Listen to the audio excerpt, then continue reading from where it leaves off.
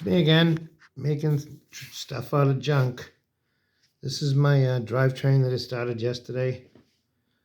New Year's Eve. Worked on it all day yesterday. Now here's the update. It actually works. As you can see, I painted the trucks because I didn't want to keep taking it apart, putting it back together, taking it apart, putting it back together. So as I explained in yesterday's video, by the way, Happy New Year, I used a AHM made in Yugoslavia.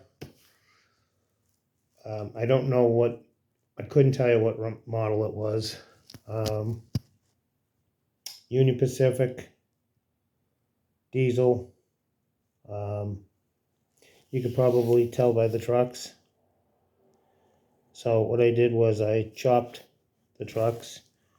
The back half here is actually from a rivarossi truck, and I sectioned it. You can see the difference in the bearing caps.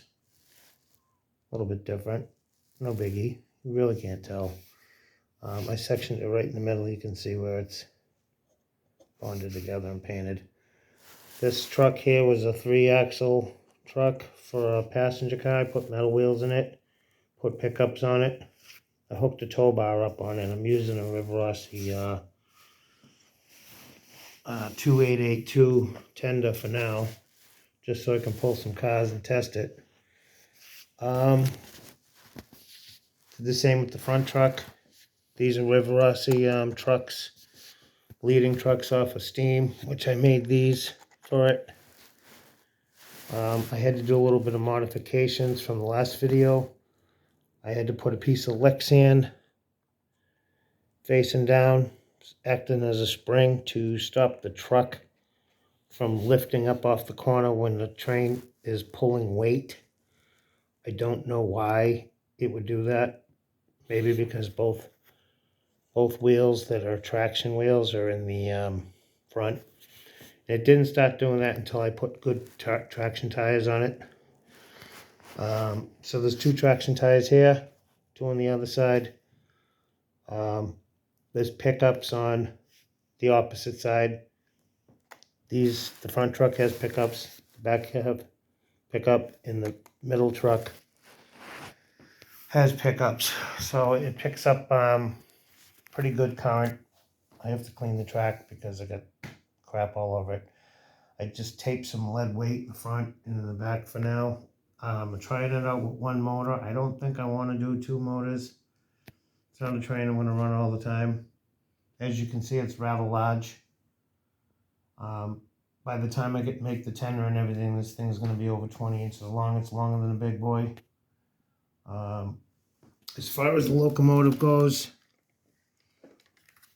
it's about 5 or 6 feet bigger than a Centennial, which everybody says was the biggest locomotive other than diesel. But this is not a diesel, it's a steam. It's a steam locomotive turbine. So they only made 3 of them, I guess. They were prone to breaking down. So anyway, we'll take this thing for a test run. I got rubber silicone drive shafts with shafts in the middle of them, so they don't flop all over the place. I did have the plastic drive shafts in there. They were just too damn noisy. They weren't designed to run the speed that this thing is going to run at. So they were just noisy as hell when I first tested it earlier today.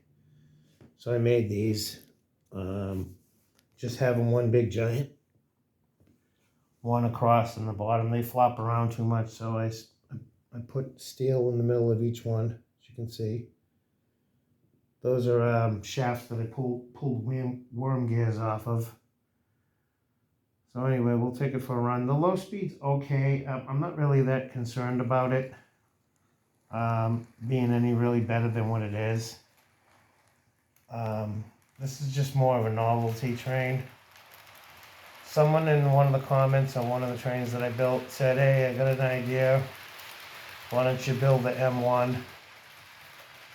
So I looked it up and I'm like, that's a huge ass locomotive. This thing, believe it or not, will run on my inner loop that's got some 18-inch radius turns in it. It'll run through those switches. Actually runs through the switches better than the Centipede does. It's pulling 19 cars right now. As you can see, it just pulled it up a 3.5% grade with at 35% throttle. Sorry about the annoying camera work. Sorry about that. And the annoying light flashing on the tender. I forgot to disconnect that. It's pretty quiet.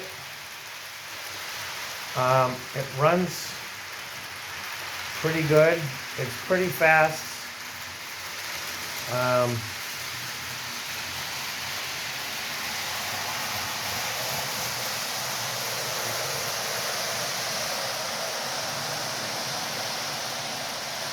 I mean, the front end of this thing, you'll see how much that thing's gonna swing out when there's a shell on there. I mean, that is really gonna articulate. It really is gonna move. I don't know if the real locomotives did that. I know that the O scale does. So, it's going to be tough. I mean, when I go up that hill and make the corner over there, the nose might even clip the wall. I don't know. You won't be able to run it on the inner loop if there's trains on this side because it'll smash into one. That puppy right there comes pretty damn close to smashing into other trains when there's another train on the other side, unless you have it on the outer loop. Anyway,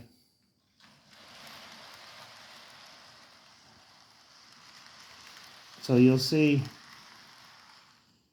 this bar right here is where the front nose is. The bottom part of the nose is going to attach. So that will, the whole,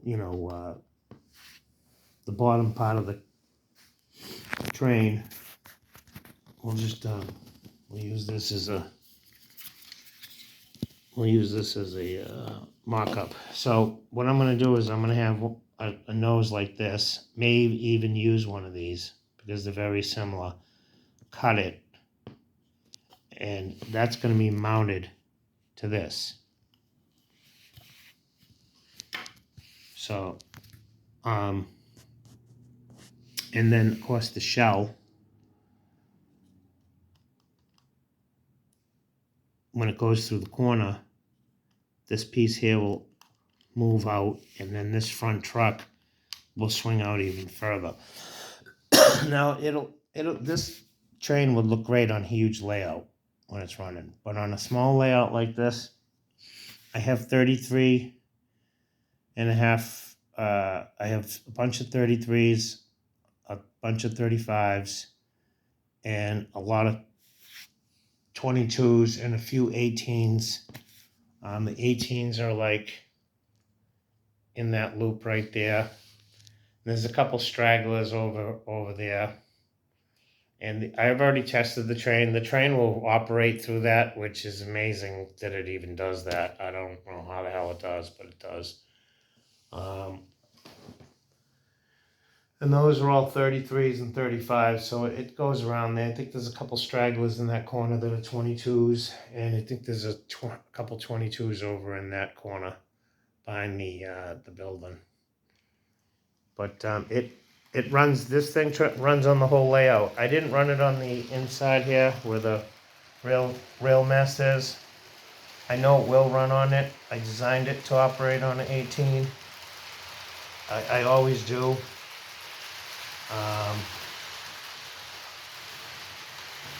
Because if you can make it run on an 18-degree radius turn, it'll run through any switch.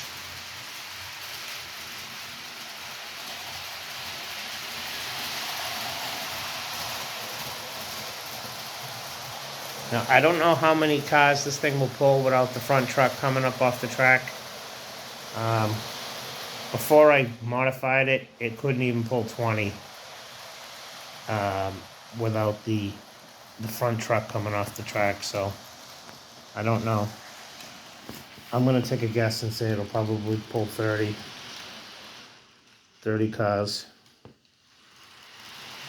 Anyway, it seems to run really good. It's pretty damn quiet.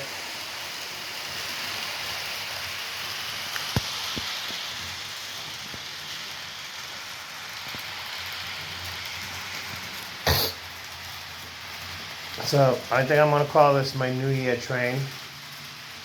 I started building it yesterday.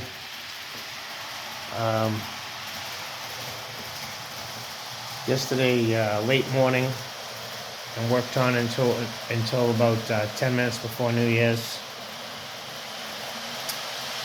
And then I started working on it at 11 o'clock this morning, and now it's on the track running.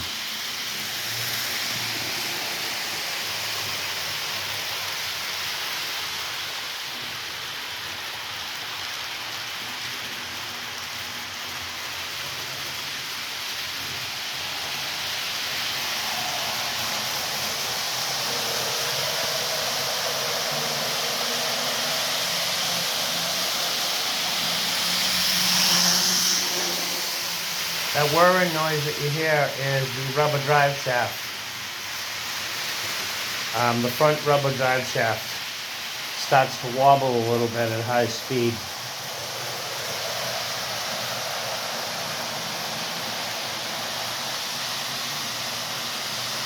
These locomotives had a top speed of 100 miles an hour. They pull passenger cars. Obviously, I don't have a set of passenger cars to run with a, whatever this thing is, I can't even remember. Oh, God, my head is spinning. Chesapeake in Ohio. Sorry it took me so long. They really have the passenger cars that go along with this train are absolutely gorgeous. But I unless I can find a set of like the silver ones, Santa Fe, I won't be making any, because that's the closest thing with the type of roof that it has and everything, and the side panels. That would be the closest thing, other than it would need a paint scheme. I'll be on the lookout for it. We'll see what happens. So what happens is when you really get tooling along, the drive shaft wobbles so much on the front, even though the spacing is the same. It wobbles, it reverberates. This thing ain't gonna be going that fast anyway. But that's as good as it is. It's either that or put the plastic drive shafts in it that make a ton of noise. Yeah, I can see that needs to be centered. It's got a little bit of a wobble to it. Let's see. I'll put the camera down for a minute. We're gonna pull the weight off.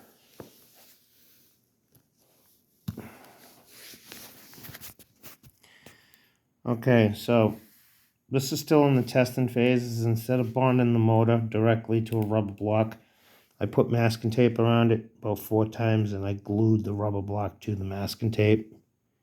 It just made it a lot easier for me to, if I have to rip it up, if I decide to put dual motors in it.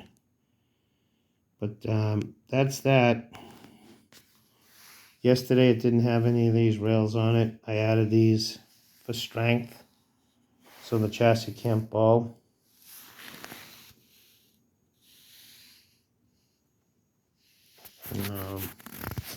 So like I said, this was a cheap AHM. cut the trucks, made them a 4-axle truck instead of 3. It's got plastic gears, they're real cheap. It's amazing that it operates as good as it does. I Mickey Mouse the tow bar in there. I will solder a wire on it so I can get extra pickups from the tender that I make for it. Let me stick this weight back in here. So that motor is a 24-volt motor. The low speed is okay. It has high RPM. If I have another motor around here somewhere, I don't know where the hell it is. It's brand new. Same motor I put in the Pennsylvania train. I am gonna actually swap that out and put one of those motors in this train here. I don't need all the extra speed, and I'd rather have the low end speed. It's pretty good though. It's not too bad. I mean, it's pulling 19 cars right now. It's got the help of it a little bit because the cars behind it are going down a hill, and the locomotive is going uphill right now.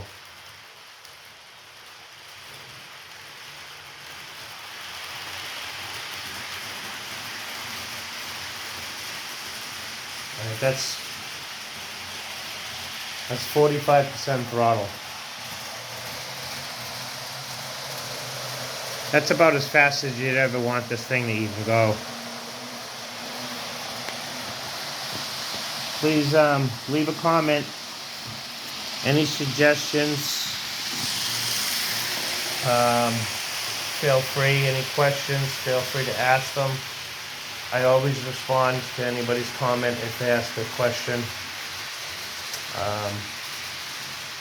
And again, have a great new year. And thank you very much for watching.